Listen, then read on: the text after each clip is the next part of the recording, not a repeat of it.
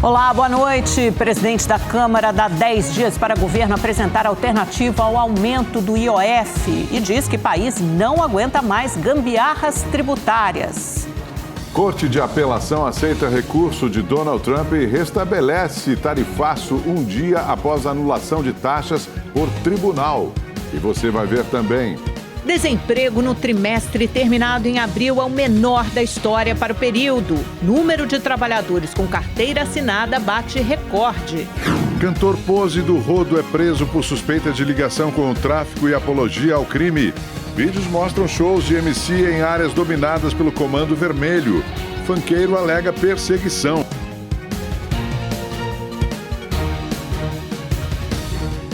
Mais de 1 trilhão e 600 bilhões de reais. Esse dinheiro todo é o valor que nós brasileiros já pagamos de tributos e impostos desde o início do ano. Hoje, no Dia Livre de Impostos, comerciantes de todo o país ofereceram produtos e serviços com descontos de até 70%. Para garantir lugar na fila desse posto de combustíveis de Belo Horizonte, o primeiro motorista chegou ontem à noite. O litro da gasolina, que normalmente custa R$ 5,99, hoje foi vendido a R$ 3,82. Já ajuda, né? Sobra mais um dinheiro a mais, trocar um óleo, alguma coisa a mais. O dia é simbólico, marca a data em que os brasileiros deixam de trabalhar apenas para pagar os impostos cobrados pelos governos federal, estadual e municipal. Nestes primeiros 5 meses do ano, todo o valor que cada um de nós recebeu foi destinado para o pagamento de tributos, que deixam alguns produtos até 50% mais caros. É um valor muito elevado e que o retorno dessa carga tributária em saúde, educação, em segurança, em infraestrutura é muito deficitário. O que nós queremos, uma carga tributária justa. Esta rede de supermercados aqui da capital mineira disponibilizou cerca de 20 produtos, entre itens de higiene pessoal, bebidas, laticínios e até carne de frango. Todos com imposto zero. Os preços estão até 54% menores que os praticados normalmente.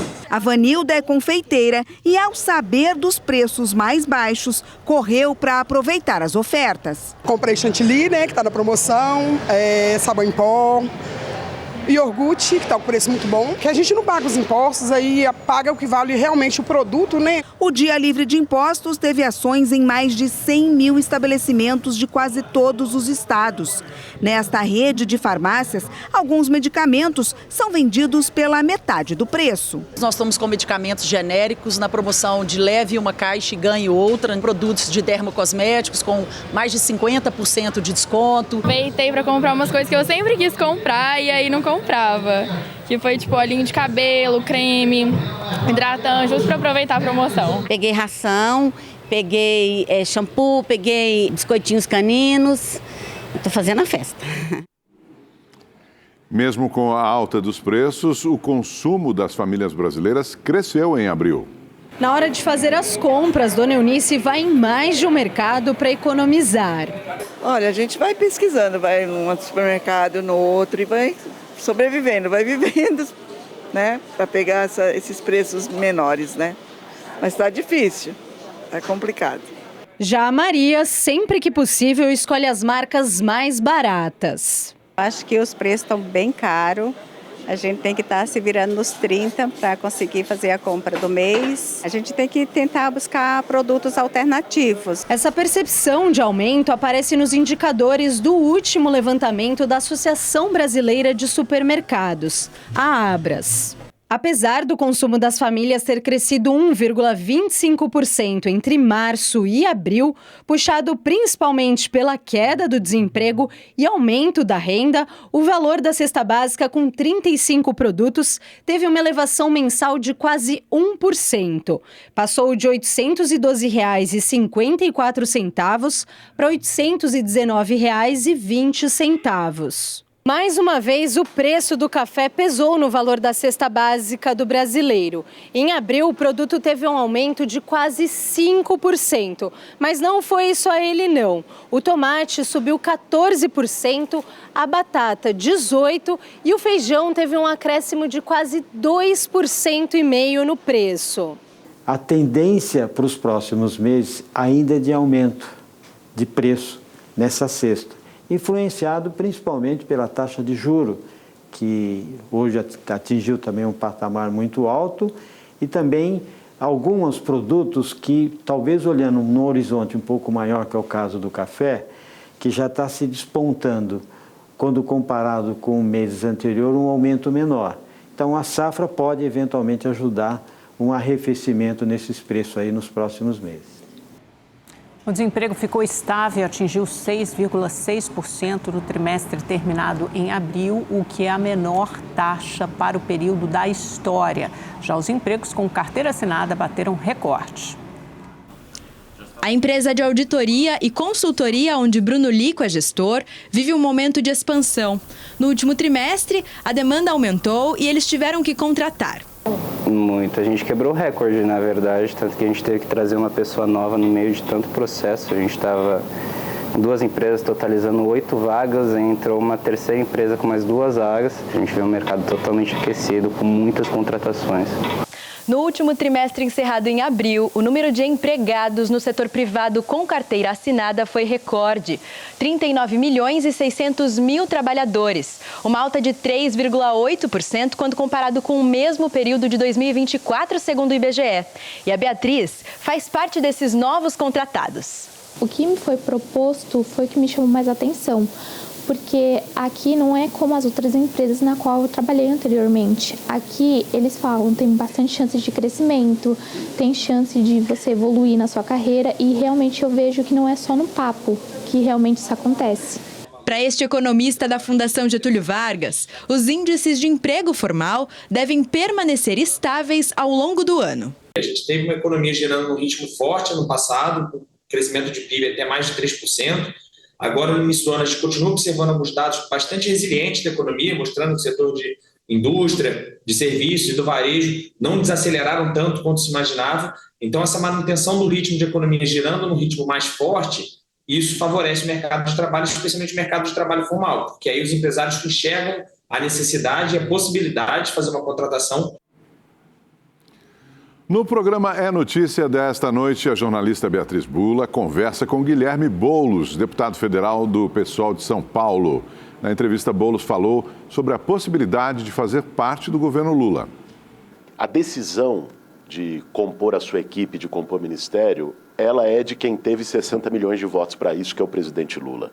Então, é a decisão dele que conta, o resto é especulação. Eu sigo o meu trabalho como deputado federal, honrando os votos que tive. Então, sigo minha atividade parlamentar, esse é meu foco nesse momento. Para Guilherme Boulos, o governo precisa dialogar mais com os trabalhadores, isentar o imposto de renda para quem ganha até 5 salários mínimos e também até R$5 mil e também baixar o preço dos alimentos. Então, eu queria falar dessas 3 coisas. Então, preço do alimento, para pegar na mesa do trabalhador. Segundo, isenção do imposto de renda. Até para deixar claro para a sociedade quem quer taxar e quem quer tirar. Quem taxa é o Trump. O Lula quer tirar a taxa. Quem taxa é a extrema-direita. O Lula quer tirar a taxa. E a terceira questão é o diálogo com os trabalhadores e com as novas formas de trabalho. A precarização do trabalho aumentou muito no Brasil. Eu acho que a esquerda, em alguns momentos, perdeu conexão com as novas formas de trabalho precarizadas, não é? Com aqueles que se consideram empreendedores, ou aqueles que são mesmo, quem tem um pequeno negócio, um pequeno comércio ali a boleira que vende, a manicure que abre na garagem de casa da periferia, o cara que estoca produto do Mercado Livre para vender na internet. A esquerda precisa reconectar. O deputado acredita que o ex-presidente Jair Bolsonaro ainda não desistirá das próximas eleições, mas deve ser preso até lá. Eu não sei se o Bolsonaro vai largar o osso.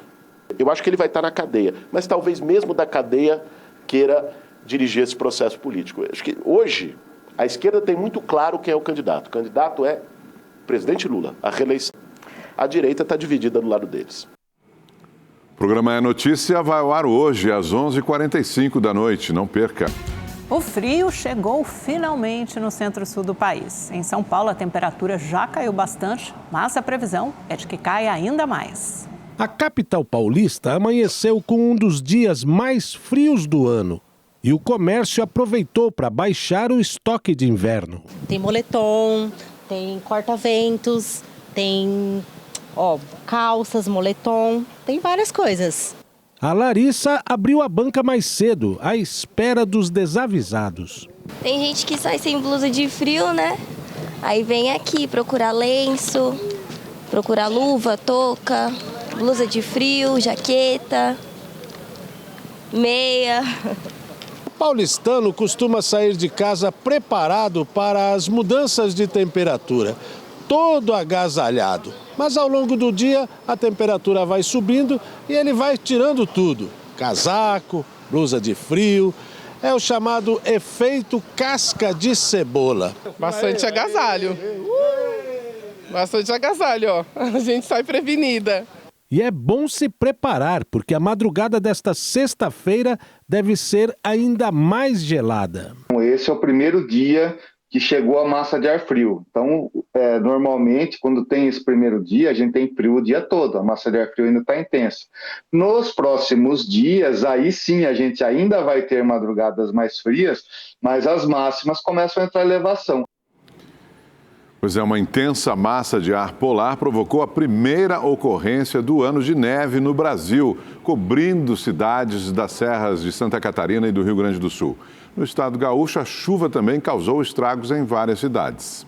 Em Mostardas, em apenas 48 horas, foi registrado um acumulado de chuva superior ao esperado para todo o mês de maio. Já em Alegrete, na fronteira oeste, a elevação do rio Ibirapuitã deixou 154 pessoas desabrigadas e 278 desalojadas. No Vale do Taquari, uma ponte que ainda não havia sido inaugurada, que ligaria os municípios de Travesseiro e Marquês de Souza, foi mais uma vez levada pelas águas. Segundo os meteorologistas, as chuvas atingiram uns 200 milímetros em algumas regiões do estado e os ventos ultrapassaram os 100 quilômetros por hora. Devido ao encontro de uma frente fria com um ciclone formado no litoral norte, foi possível ver neve em 3 cidades do Rio Grande do Sul e em outras 3 de Santa Catarina. No município de Bom Jardim da Serra, na Serra Gaúcha, as imagens capturadas por moradores pareciam retiradas de um filme. 29 de maio de 2025. Nevando forte novamente nesse momento. Em São José dos Ausentes, na fronteira com Santa Catarina, o fenômeno também foi reportado. A cidade chegou a marcar 1 grau nos termômetros, com sensação térmica de -3. Vamos direto saber a previsão do tempo para todo o Brasil com o Igor Silveira. Boa noite, Igor. E esse frio, hein? Continua? Vamos lá, continua assim. Boa noite, Augusto. Boa noite, Amanda. Boa noite para você que está em casa. Pois bem, essa onda de frio continua em atuação em todo o centro-sul do país. Por isso, as temperaturas continuam baixas em várias regiões. Olha, o município de Urupema, que fica em Santa Catarina, tem risco de geada e a temperatura mínima começa na casa dos 2 graus e a sensação térmica pode ser ainda menor. A máxima não passa de 15 graus. Em São Paulo, a madrugada será gelada e o dia começa com mínimas de 10 graus, então separa o casaco, viu? A máxima não deve passar dos 20 graus. No sábado e no domingo, 25 graus de máxima, também não esquenta muito, e na segunda-feira, 26 graus. No Rio de Janeiro também tem bastante instabilidade. Os termômetros alcançam 23 graus, também não deve esquentar. Belo Horizonte, 27, o tempo fica um pouco mais abafado e pode chover em algumas regiões. E Vitória, no Espírito Santo, 26 graus também, com bastante instabilidade. Agora, no Nordeste, tem previsão de chuva ainda em grande parte do litoral, só que no sul da Bahia, a chuva pode vir com mais volume. No interior, não muda muita coisa, tempo quente, abafado e sem previsão de chuva. Agora, na região norte, a chuvarada começa a perder força, mas ainda cai nessa área mais escura aqui do mapa. Quanto às temperaturas, as máximas podem alcançar 32 graus amanhã em Manaus. No centro do país, por causa dessa frente fria, os termômetros devem ficar na casa dos 25 graus amanhã em Cuiabá. Agora, no sul, os termômetros ficarão na casa dos 15 graus em Porto Alegre. O frio chegou de vez, viu? Boa noite para todo mundo. Amanda, Augusto? Eu acho que Cuiabá com máxima de 25, assim, mínima de 16 é algo inédito. Exatamente. Valeu, Igor. Obrigada. Governo e Congresso estabeleceram um prazo de 10 dias para discutir possíveis alternativas ao aumento do Imposto sobre Operações Financeiras, o IOF. Parlamentares resistem à proposta. Esse foi o principal tema da reunião de líderes de partidos da Câmara dos Deputados. O presidente da Casa, Hugo Mota, disse aos parlamentares que acertou com o governo um prazo para tentar achar outra saída. Após o encontro, Mota afirmou, no entanto, que nada está definido e o Congresso ainda pode votar um projeto de decreto legislativo para derrubar o aumento do imposto. Da mesma forma que o governo também nos garantiu que pode ou não apresentar uma alternativa, o governo pode também, depois desses 10 dias, decidir que a decisão está mantida do IOF, isso também foi deixado claro pelo ministro da Fazenda. Nós também deixamos claro que a nossa alternativa pode ser sim pautar o PDL, sustentando a decisão do governo. Hugo Mota também sugeriu outras alternativas, como rever as isenções fiscais e promover uma reforma administrativa. Ontem à noite, após se reunir com os presidentes da Câmara e do Senado, o ministro da Fazenda, Fernando Haddad, reafirmou que, se não aumentar o IOF, terá que cortar mais gastos, o que pode prejudicar o funcionamento do governo. E que acarretaria em termos de contingenciamento adicional. Então, nós ficaremos num patamar bastante delicado do ponto de vista do funcionamento da máquina pública do Estado brasileiro. Tanto Hugo Mota quanto o presidente do Senado, Davi Alcolumbre, afirmam que aqui no Congresso o decreto que aumenta o IOF foi recebido como uma tentativa de atropelar o legislativo. Por isso, a resistência à medida. O presidente da Câmara chegou a afirmar que os parlamentares estariam dispostos a abrir mão de emendas no orçamento. Para o Congresso, o mais importante nesse momento é dizer que a sociedade não aguenta mais o aumento de impostos, sabendo que as nossas próprias emendas também entrarão com uma quantidade maior do que o bloqueio e o contingenciamento que está proposto. Na última quinta-feira, o governo anunciou o contingenciamento e bloqueio de 31 bilhões de reais do orçamento. Já o aumento do IOF deve arrecadar 20 bilhões de reais neste ano.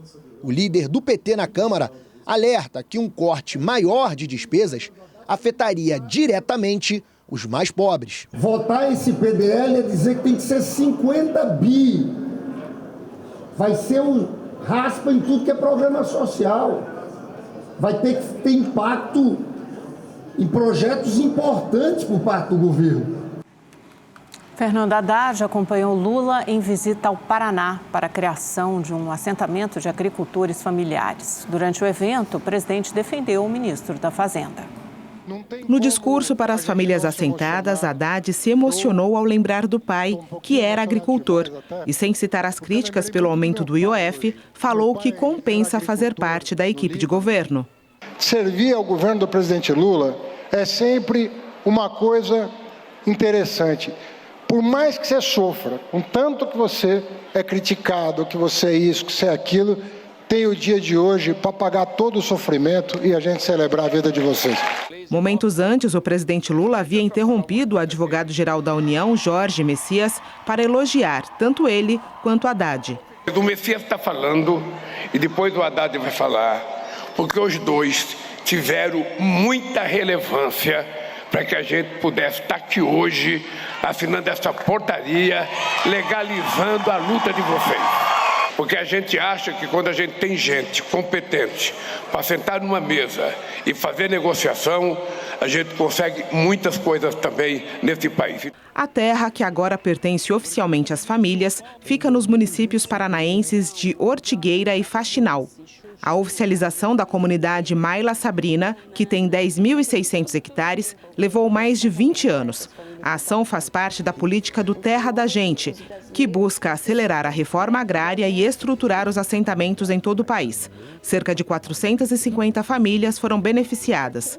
No fim da tarde, a comitiva presidencial foi para Santa Catarina para participar da cerimônia de retomada das operações do Porto de Itajaí. O porto é gerido pelo governo federal desde o início do ano.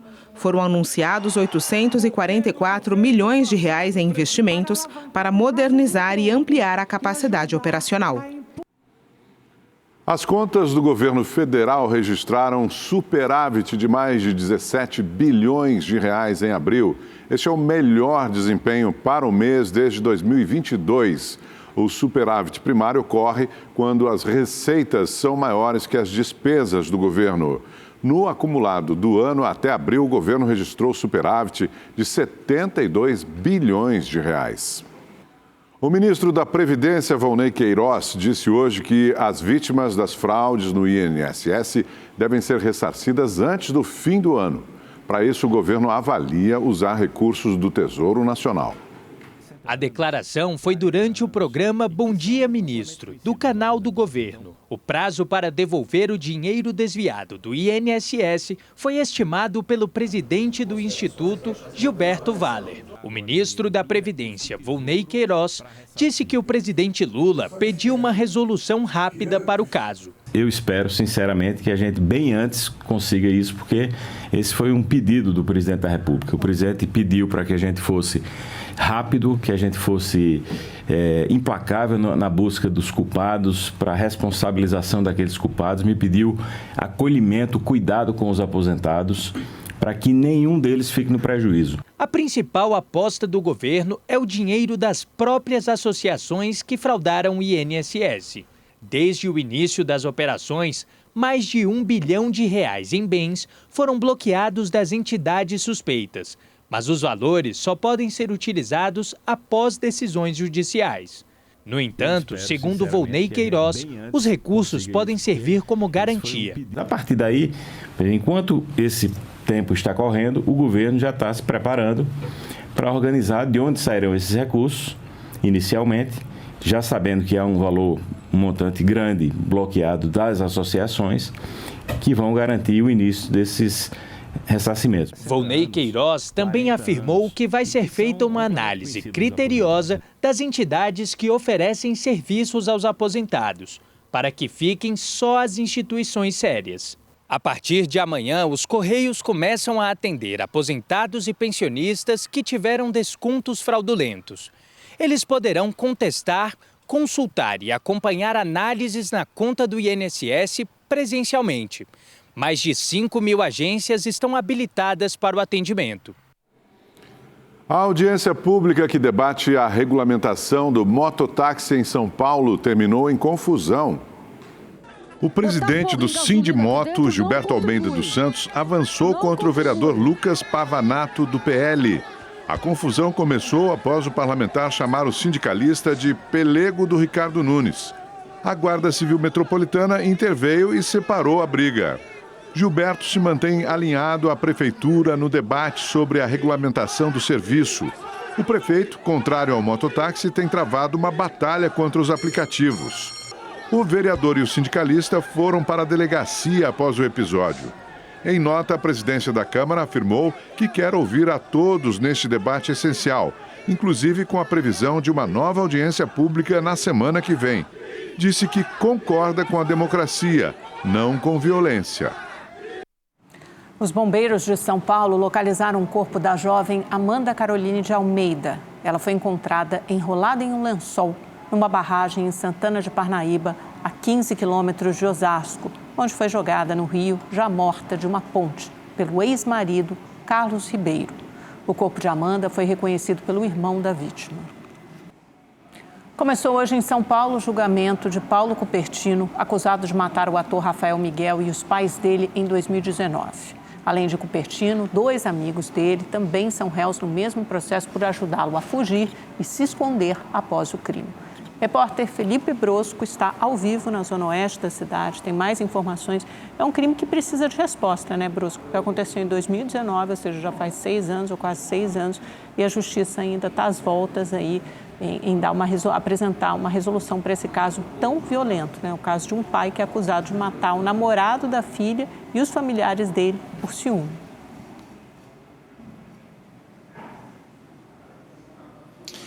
Pois é, exatamente. Boa noite, Amanda, Augusto, a todos que nos acompanham. E olha, neste momento, Paulo Cupertino, ele dá o seu interrogatório aqui no Fórum Criminal da Barra Funda, aqui na zona norte de São Paulo, e ele volta a negar que tenha cometido esse crime, matando aí o ator Rafael Miguel e os pais dele. O Cupertino, ele disse, inclusive, que em nenhum momento ele teve acesso às vítimas, que não teve contato com as vítimas, alega que no dia do crime, que ele tinha porte de arma, mas que no dia do crime ele não estava armado.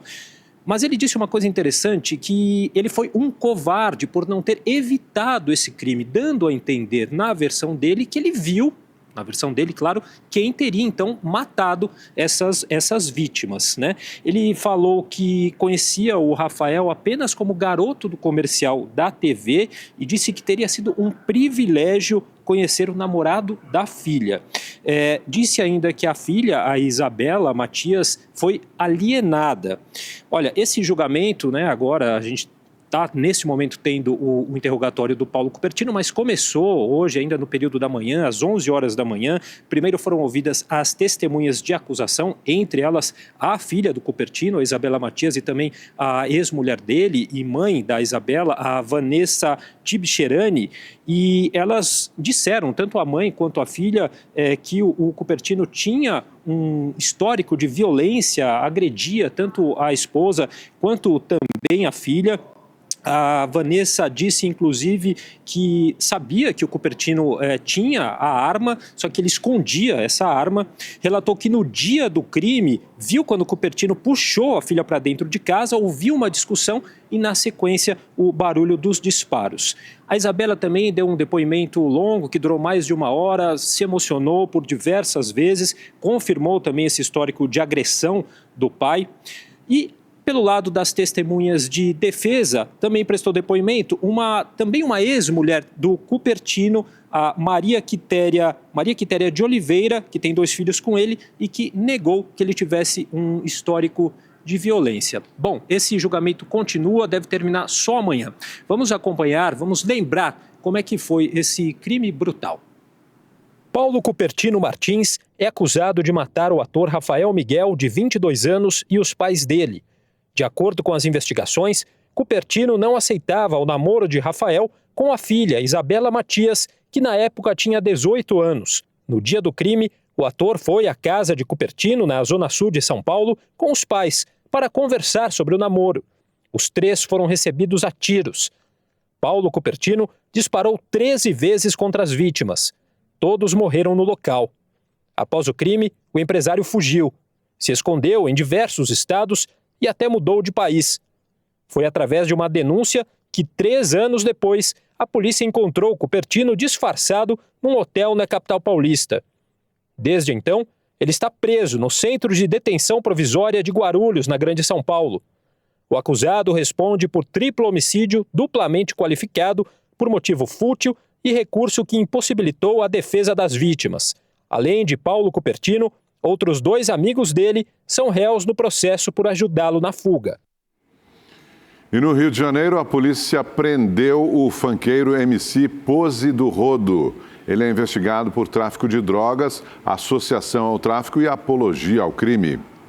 Marlon Brando Coelho Couto Silva, de 26 anos, o MC Pose do Rodo, foi preso em casa no Recreio dos Bandeirantes, na zona oeste do Rio. Os policiais também levaram joias e celulares. Para a polícia, por trás da fama do cantor, existe uma relação direta com o crime organizado. Tropa do General!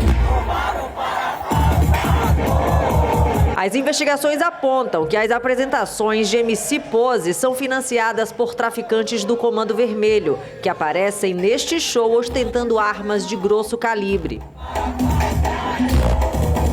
O baile aconteceu no dia 19 de maio, na Cidade de Deus. Horas depois, o policial civil José Antônio Lourenço, da Coordenadoria de Recursos Especiais, a CORE, foi morto em uma operação na comunidade.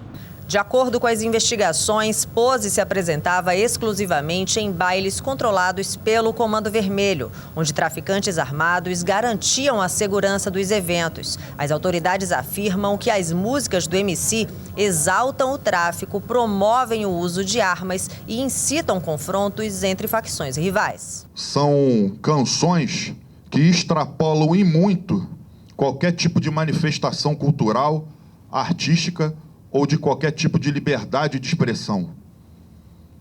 São instrumento de propaganda do crime organizado. É um péssimo exemplo para as crianças e para os adolescentes dessas comunidades. Então, essas ações também serviam como um instrumento de cooptação e de aliciamento de menores para ingresso no crime organizado. Um carro de luxo do cantor, avaliado em mais de R$1 milhão, foi levado para a cidade da polícia por causa de irregularidade. No sistema do Detran, o veículo vermelho consta como preto. A trajetória de sucesso do funkeiro também é marcada por polêmicas. No ano passado, ele e a mulher Viviane Noronha foram alvos da Operação Rifa Limpa, que investiga sorteios ilegais pela internet. Agora, a Pose do Rodo é investigado por tráfico de drogas, associação ao tráfico e apologia ao crime. Na saída para o presídio, ele negou as acusações. Tem que pegar, tá lá no morro lá, não é eu não, mano. Essa implicância comigo aí já é de muito tempo. Cara de pau, isso aí é perseguição, parceiro. O Supremo Tribunal Federal ouviu mais 3 testemunhas do ex-ministro da Justiça, Anderson Torres, sobre a tentativa de golpe de Estado. O ex-advogado-geral da União, Bruno Bianco, afirmou que depois do segundo turno das eleições de 2022, Bolsonaro perguntou a ele se havia algum problema que pudesse questionar as eleições. Bianco respondeu que não. Além dele, o ex-controlador-geral da União, Wagner Rosário, e o ex-ministro de Minas e Energia, Adolfo Saxida, testemunharam a favor de Anderson Torres e negaram conhecimento sobre a trama golpista. 43 testemunhas já prestaram depoimento na ação penal. O Supremo Tribunal Federal determinou o afastamento de um juiz de Mato Grosso suspeito de envolvimento em um esquema de venda de sentenças judiciais. A Justiça também bloqueou R$30 milhões do magistrado. A investigação ainda apura a cobrança de valores para monitorar e até matar autoridades. Hoje também foram cumpridos 3 mandados de busca e apreensão. Pernambuco decretou situação de emergência em saúde pública por causa do aumento de doenças respiratórias. As crianças são as mais atingidas. A emergência deste hospital, na zona oeste do Recife, está lotada. A Mariângela trouxe o filho de 14 anos, que não está bem, há 3 dias. Já me informaram ali que vai demorar. Tem pessoas ali que relatam que chegaram desde meio-dia, ainda não passaram nem na triagem. Para saber que não passa na triagem antes, né? Nem isso ainda conseguiram. Então eu vou ter que voltar para casa, até porque o atendimento aqui sempre é assim, é bem precário. Em muitos dos casos, o quadro acaba evoluindo para síndrome respiratória aguda grave. Só neste ano em Pernambuco já são mais de 2.500 notificações. Quase 70% dos pacientes têm até 14 anos. A superlotação atinge principalmente as UTIs neonatal e pediátrica. A sobrecarga nos atendimentos levou o governo de Pernambuco a decretar situação de emergência em saúde pública por 90 dias. O prazo pode ser prorrogado. Com essa medida, o Estado pretende agilizar a abertura de leitos e a contratação de profissionais. As crianças estão adoecendo ao mesmo tempo, gerando já uma pressão na rede de saúde. Durante esses 6 meses, o Estado abriu mais de 250 leitos respiratórios exclusivos para a pediatria, já com ações de preparo para esse momento de sazonalidade. A Fiocruz divulgou um levantamento onde afirma que 22 estados brasileiros estão com incidência de síndrome respiratória em níveis de alerta, risco ou alto risco. Em 2025, foram confirmados 36.622 casos de doenças provocadas por algum vírus respiratório. A maior parte das ocorrências envolve crianças. Para se proteger da doença, é importante se vacinar o quanto antes. Além disso, a gente continua aí passando, algumas recomendações, como em caso a pessoa tenha algum sintoma de gripe ou resfriado, a gente pede para que ela fique em casa em isolamento, se for possível, mas se ela precisar sair, encontrar outras pessoas, ir trabalhar ou ir à escola, a gente pede para que ela saia de casa usando uma boa máscara. A Polícia Federal marcou para a próxima quinta-feira o depoimento do ex-presidente Jair Bolsonaro no inquérito sobre as ações que o filho dele, o deputado licenciado Eduardo Bolsonaro, tem adotado contra autoridades brasileiras nos Estados Unidos. O depoimento do ex-presidente foi pedido pela Procuradoria-Geral da República ao solicitar inquérito para investigar o caso. Eduardo Bolsonaro é acusado de atuar para que o governo americano adote sanções contra ministros do STF. Ele é suspeito de crimes como coação e obstrução de investigação. Nós ficamos por aqui. Obrigado por sua companhia nesta quinta-feira. Uma ótima noite para você. Valeu, pessoal. Excelente noite. Nos vemos amanhã. Até lá.